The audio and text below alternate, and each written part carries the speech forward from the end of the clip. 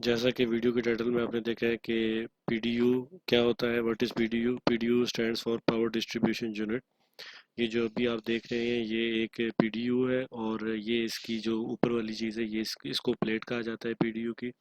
और ये जो नीचे है इसकी ये बेस है पीडीयू की। इसमें होल्स हुए हुए हैं। इन होल्स की मदद से वायर्स को पीडीयू में लेके जाया जाता है, जिससे आगे फर्दर पावर डिस्ट्रीब्यूट होती है डिफरेंट लोड्स की तरफ। ये जो पीडीयू है ये इसमें 3 सॉकेट्स लगती हैं।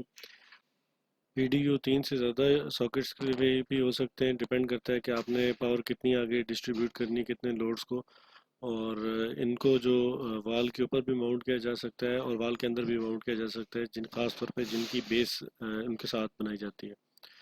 अभी जो आपने देखा है ये 3 का सॉकेट्स का है। ये जो भी मैं आपको दिखा रहा हूँ ये 5 सॉकेट्स का पीडीयू है। इसके अंदर 5 सॉकेट्स फिट्स हो सकती हैं और उसी के हिसाब से आगे पावर डिस्ट्रीब्यूट कर सकते हैं।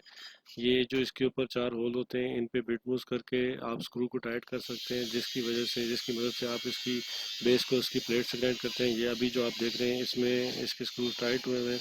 और ये कंप्लीट यूनिट है एक पीडीयू का। शुक्रिया।